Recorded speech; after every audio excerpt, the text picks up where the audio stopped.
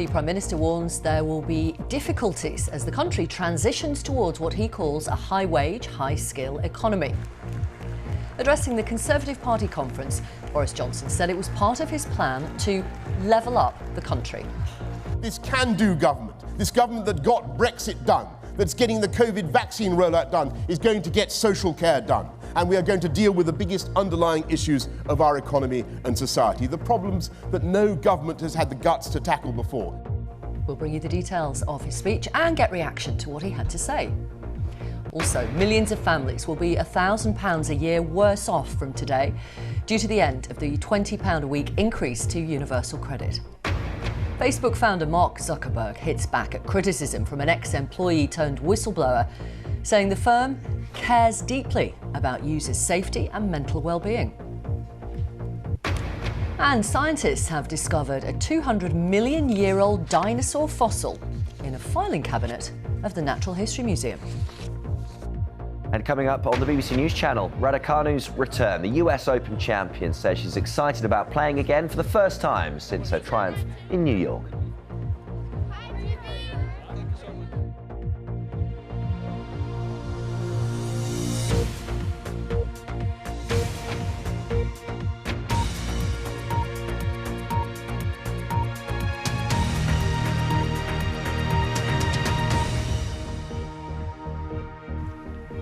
Good afternoon. Boris Johnson has told the Conservative Party conference that he is committed to his levelling up agenda, saying tackling inequality around the country is about boosting potential as well as fairness. In his first in-person conference speech since winning the 2019 general election, he also said the country is moving towards a high-wage, high-skill, high-productivity and low-tax economy, though he warned the transition would bring difficulties. And he defended the forthcoming rise in national insurance to fund health and social care as the country recovers from the pandemic. Our political correspondent Chris Mason reports. Dawn had barely contemplated cracking and the Prime Minister was huffing, puffing and smiling around the streets of Manchester. Inside the conference centre, the queue to watch his speech snaked hither and thither. Those at the front had got up early too. 6 o'clock. We all love Boris and the Conservatives. Super fans. At 11:30, the conference's big moment. Good morning everybody. It's been a while since Conservatives have gathered like this, and so the first remark was at former Labour leader Jeremy Corbyn's expense. It's the first time since the general election of 2019 when we finally sent that core-droid communist cosmonaut into orbit where he belongs. Next, a reflection on his time in intensive care with COVID. When I was lying in St Thomas's Hospital last year, I looked blearily out of my window at a hole in the ground between the ICU and another much older Victorian section. And amid the rubble of brick, they seemed to be digging a hole for someone or something or indeed someone. Possibly me. I went back on a visit the other day and I saw that the hole had been filled in with 3 or 4 gleaming stories of a new paediatrics unit. And then he talked about social care to illustrate the central thrust of his argument. When I stood on the steps of Downing Street, I promised to fix this crisis. And after decades of drift and dither, this reforming government, this can-do government, this government that got Brexit done, that's getting the COVID vaccine rollout done, is going to get social care done. And we are going to deal with the biggest underlying issues of our economy and society, the problems that no government has had the guts to tackle before. What he calls levelling up is needed, he said, because you will find talent, genius, flair, imagination, enthusiasm everywhere in this country, all of them evenly distributed, but opportunity is not. And it is our mission as Conservatives to promote opportunity with every tool we have. We're announcing today a levelling up premium of up to £3,000 to send the best maths and science teachers to the places that need them most. The government wouldn't rest, he added, until there are more prosecutions for rape. Vaccines, jabs, jabs, jabs, as he put it, now meant jobs, jobs, jobs.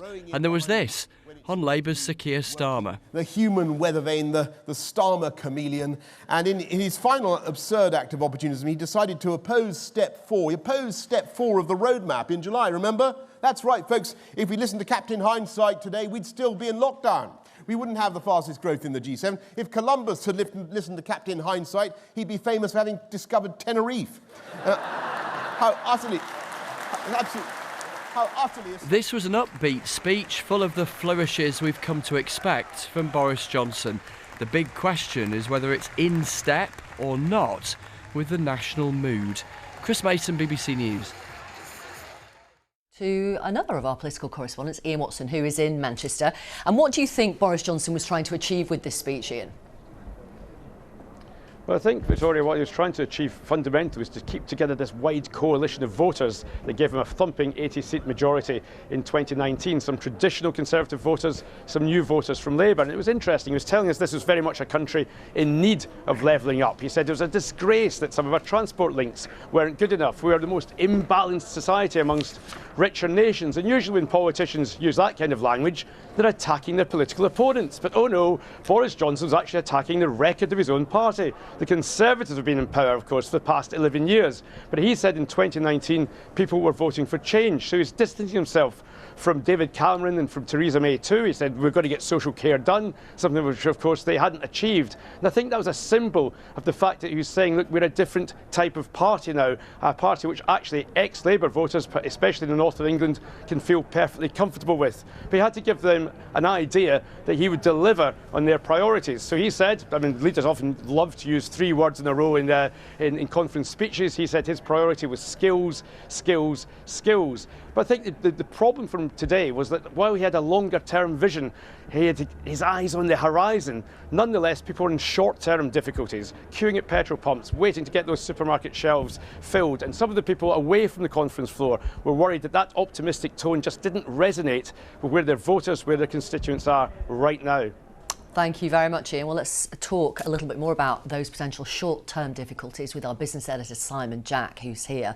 Because before the Prime Minister's speech, there was criticism of the government from Conservatives supporting Brexit, supporting business leaders like the boss of Next. Yeah, Lord Wolfson, Brexit supporting, came out throughout the week. He's been saying, I think the government is on the wrong track with its approach to immigration. The Prime Minister said we can't go back to the same old broken model of uncontrolled immigration. He said, listen, it's a fact of life that businesses will need this. He said earlier in the week, these labour shortages are real, they're damaging, they will push up prices, and that just putting everyone's wages up on its own without making people better at doing things or investing in new kit and skills will only give you inflation. The Prime Minister earlier in the week saying, I'm not that bothered about inflation, I expect supply to come to meet demand. But it only does that when prices go up, where those two things meet.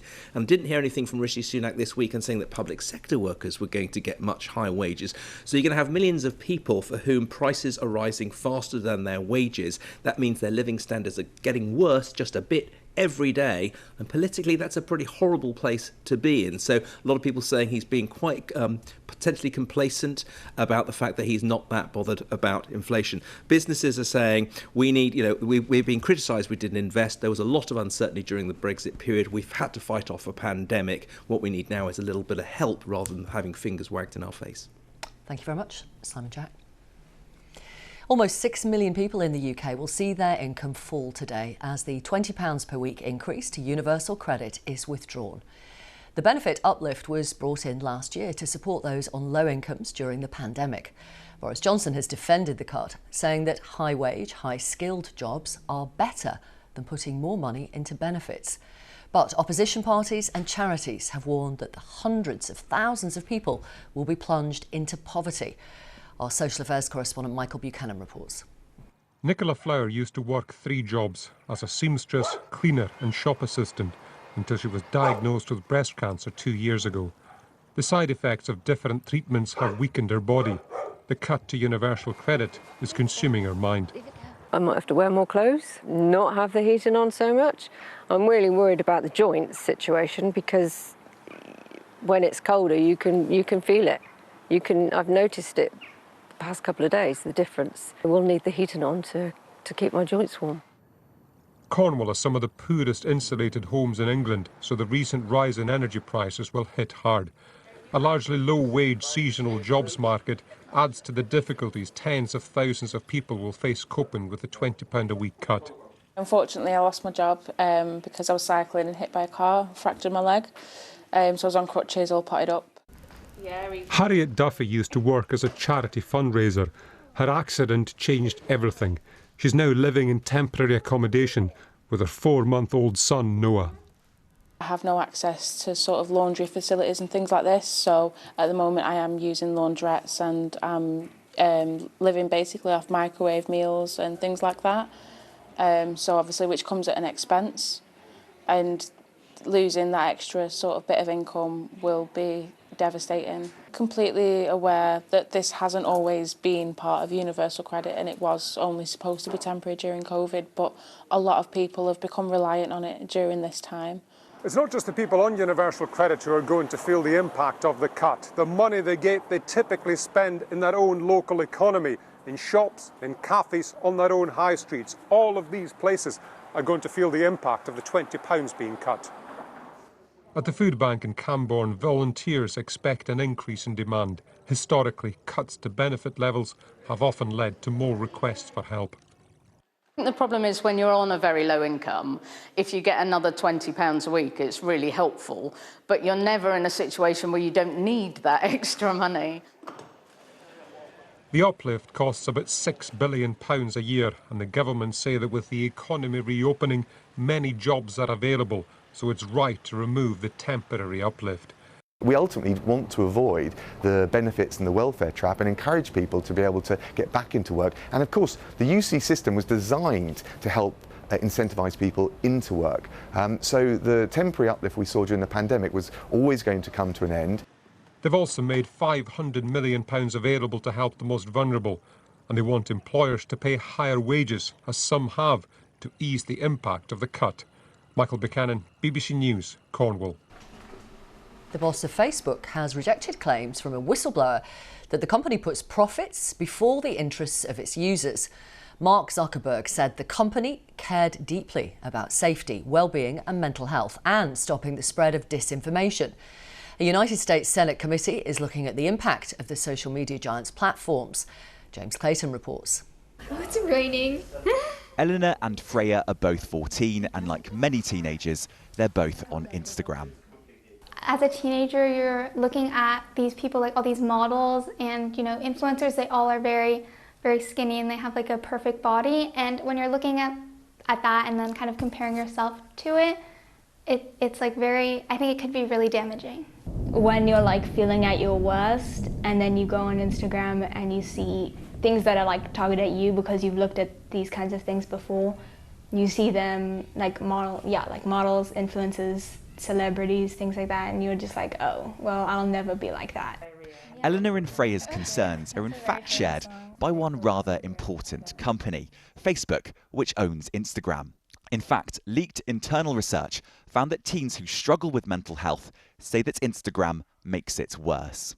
The woman who leaked that internal report is called Frances Haugen, yesterday giving evidence in Washington.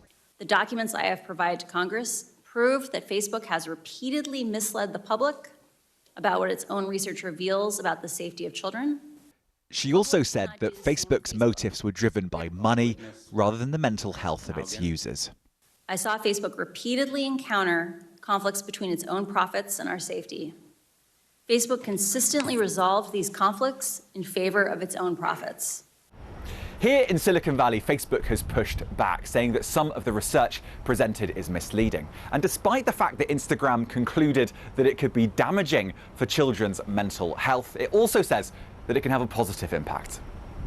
Reacting to Haugen's evidence was Facebook's Vice President of Content Policy, Monica Bickett. And again, anytime a single teen is having a bad experience, that's too much. One thing that shows that we are prioritizing safety above profit is the very fact that we're asking these hard questions.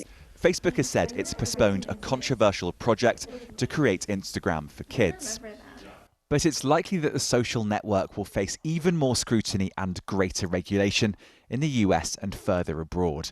Republicans and Democrats don't agree on much, but taking action on Facebook is one thing that has broad support. James Clayton, BBC News. Our technology correspondent Rory Catlin-Jones is here. So Mark Zuckerberg has finally hit back. Tell us more about what he said. Well, he's been under huge pressure, Mark Zuckerberg. He's faced this sort of tidal wave of allegations. He said absolutely nothing until now. It's important to remember how much power he has over the company. He's virtually unsackable. He's got so much control, and it's a public company. But in this long note to his staff, he basically rejects this whole idea that Facebook is more focused on profits than on the well-being of its users. He says that's illogical. We make money from ads, and advertisers consistently tell us they don't want their ads next to harmful or angry content. So he says, why would we do that? He also defends the fact that they've done all this research. He says if we can keep being attacked for doing research into the impact of our products, why would we go on doing that? His critics would say, you've done all this research, you kept it secret, you should be publishing it. But finally, he kind of pushes back and says, well, it's up to regulators to do something more generally about social media. He's inviting the regulators in. He may not like what he gets. There's obviously continuing pressure to talk about a breakup of Facebook. That may not happen, but it seems politicians are united across the aisle in the United States and around the rest of the world in wanting to do more to regulate Facebook. Thank you very much, Rory. Thank you. Tesco says its sales and profits grew by more than expected in the 6 months until August because its supply chains held up against issues facing retailers. Its half-year profits more than doubled to £1.14 billion. The supermarket is forecasting full-year profits of at least £2.5 billion. An employment tribunal has found that the culture in an armed response unit within Police Scotland was horrific and an absolute boys' club. Former firearms officer Rona Malone brought the case against the force after an inspector sent an email saying that 2 female firearms officers shouldn't be deployed together when there were sufficient male staff on duty. Our Scotland correspondent Lorna Gordon has been talking to Ms Malone, and why has she decided to speak out, Lorna?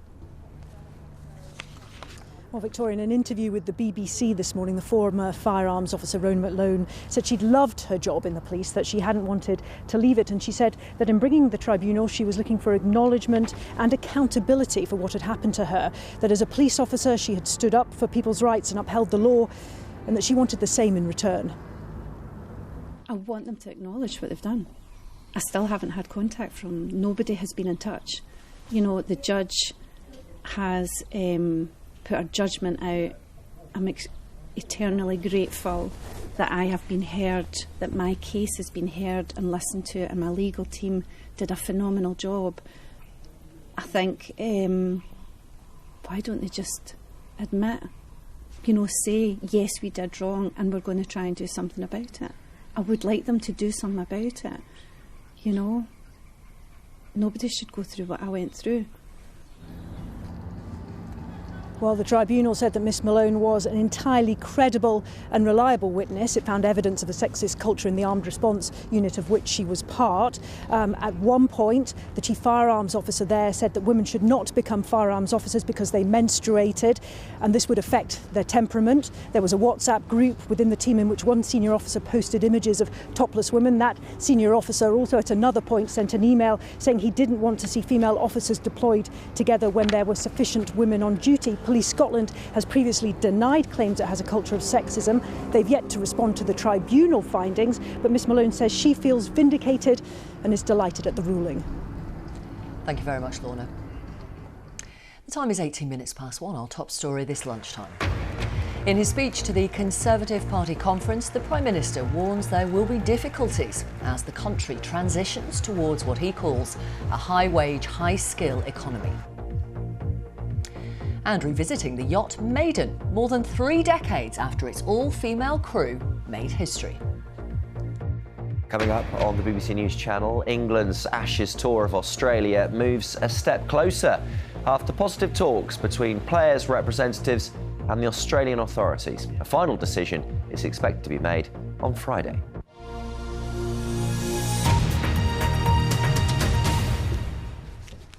One of the victims of the Manchester Arena bombing may have survived if he'd been given medical treatment more quickly. The public inquiry into the attack has heard.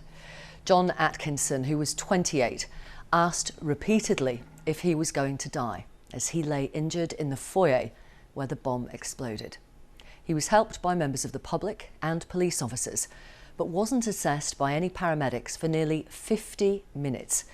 Our North of England correspondent Judith Moritz has been at the hearing. What did you learn about what had happened to Mr. Atkinson? Well, harrowing details, Victoria, today for John Atkinson's family to listen to. We heard that there is CCTV footage which shows that within 5 seconds of the bombing, as the smoke was clearing, John Atkinson was crawling across the floor of the foyer on his hands and knees, and that a member of the public, Ronald Blake, rushed to his side. He phoned 999, and on their advice he used a belt as a tourniquet to try to stop John Atkinson from bleeding. Now that's despite the fact that Ronald Blake was injured himself. He didn't know where his own daughter was, and he had no first aid training.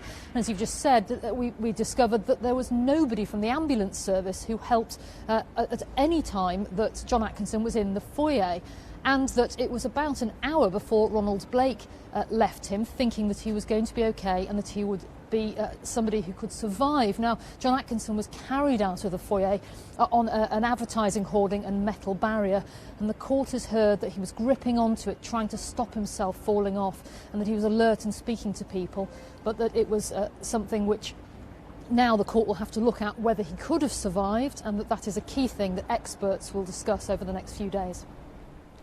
Thank you. Judith Moritz reporting.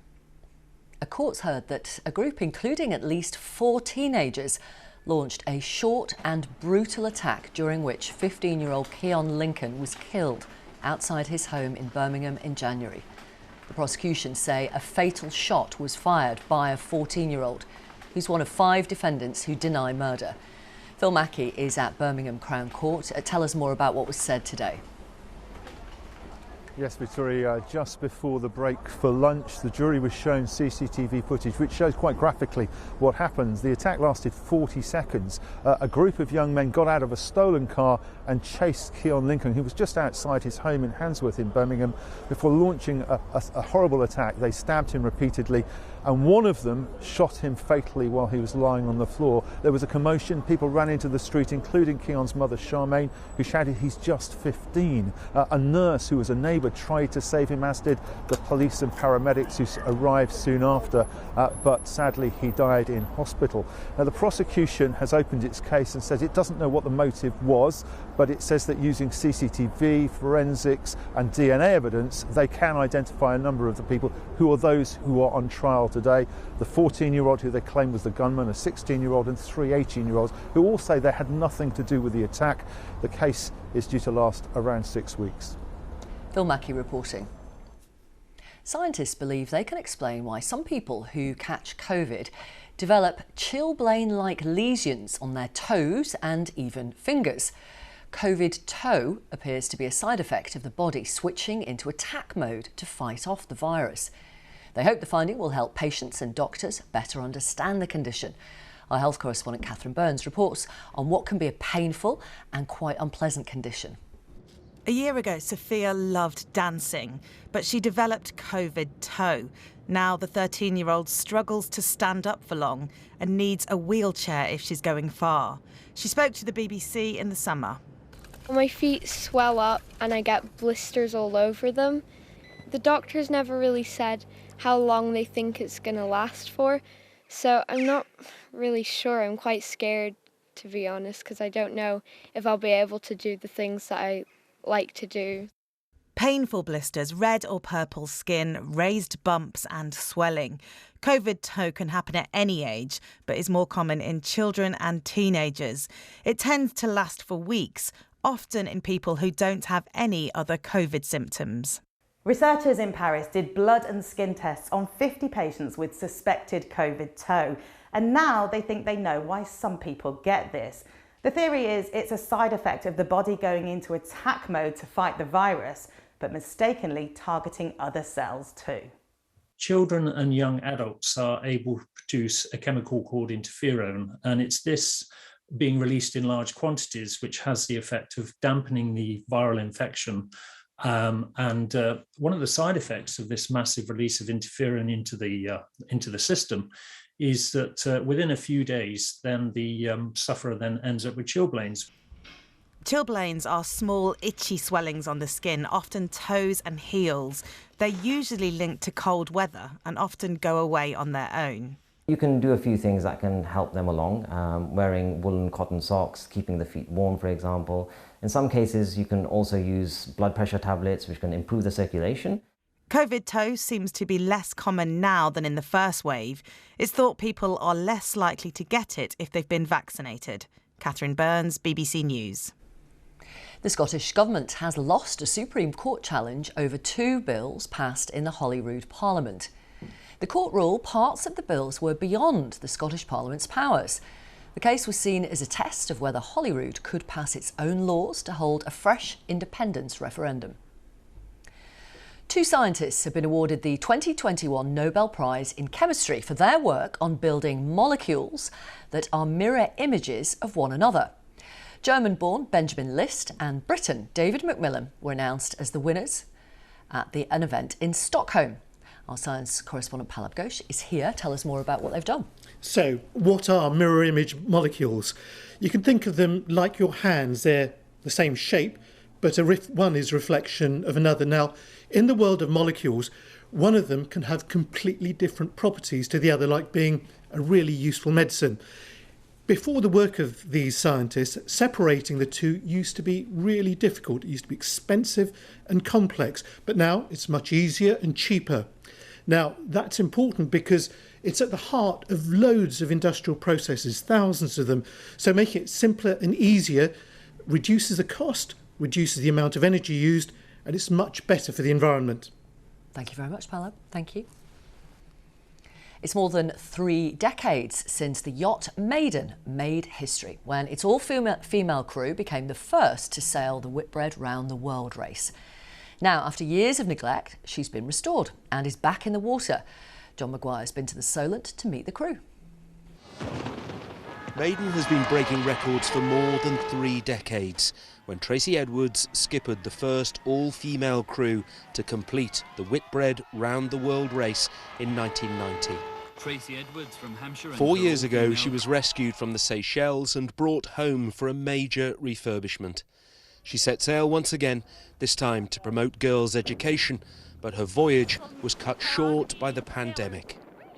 Well, it was horrendous because we were just getting into our stride, you know. We were finding out that not only could Maiden raise money for girls' educational programmes, but also the inspiration, that she takes with her around the world. She sails in somewhere, she's iconic. And, young women, girls, they see Maiden, they see the all-female crew, and I can see them thinking, I could do that. So we're in the galley at the moment. This is our kitchen where we make all our family meals. Tiny. Yes. Elisa is the project's first apprentice. At 20 years old, she's left home in Antigua to join Maiden and see the world. This is really a really good opportunity for young ladies because it's so hard, especially in the sailing industry for us. So I'm really proud that I get to be a part of this. Once again, the all-female crew will hope to inspire young women to follow in their wake. I did have a really tough childhood as a girl, and I saw Tracy Edwards on TV and thought, oh my God, I could do that. When Tracy Edwards and her all-female crew first set out on Maiden all those years ago, it was to race around the world. This time the objective is very different. It's still global, but the aim now is education. And Tracy and her crew will continue to do what they've always done, to make a real difference to young women's lives.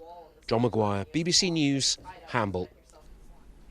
T-Rex is one of the world's best-known dinosaurs. Now, scientists have found one of the fearsome predator's ancestors, and it's about the size of a chicken. The new species, called Pendrig milneri, lived more than 200 million years ago in the South Wales and the Bristol Channel areas. But the discovery nearly didn't happen, as Laura Foster reports. It's a killer roughly the size of a chicken, and it existed tens of millions of years before more well-known dinosaurs, such as the T-Rex and Velociraptor, came along. Every story has a beginning, a middle and the end, and this is the beginning of this story for the dinosaurs. So if you're thinking of predatory dinosaurs, any beastie that's going to chow down on meat.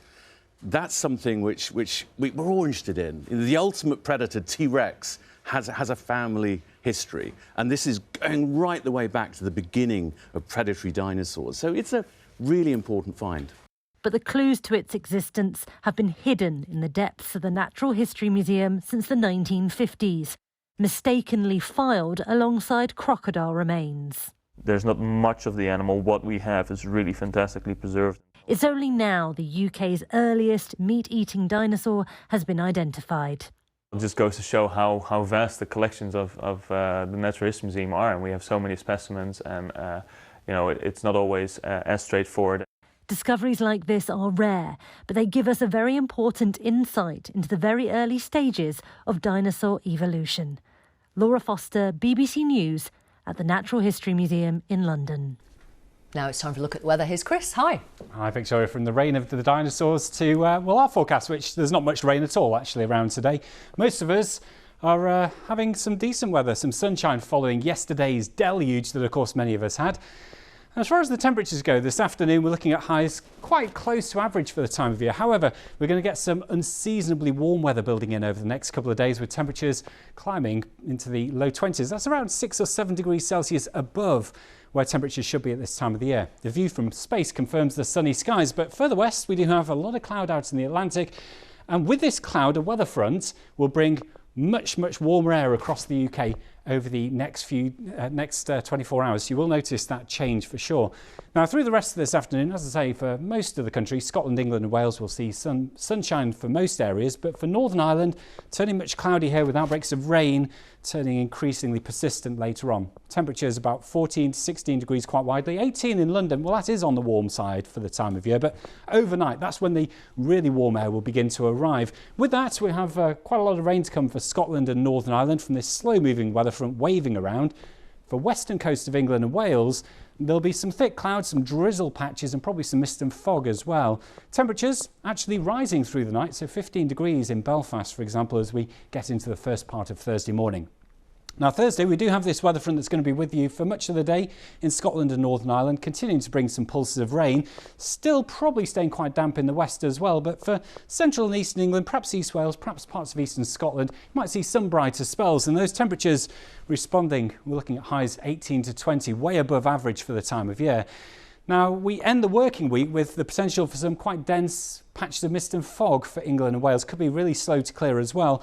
Further northwards, again, Scotland and Northern Ireland, it remains quite breezy. We'll continue to see some thicker cloud, bringing some outbreaks of rain at times. 16 degrees underneath the band of rain. That's not desperately warm, but 21 in Hull. Well, that's around 7 degrees above average for the time of year. Now, beyond that, into the weekend, we're going to get some cooler and fresher air pulling its way southwards across the UK. I say cooler and fresher, actually the weather temperature-wise, we'll be seeing those temperatures coming back close to average for the time of year. So, for example, Dundee back to about 15 degrees on Sunday, Ballymena about 14 degrees Celsius. So, yeah, very mild for the next couple of days at least, but then things will change again as we head into the weekend. Victoria. Thank you very much, Chris. Now, that is all from the BBC News at 1. Let's join the BBC's news teams where you are. Have a lovely afternoon.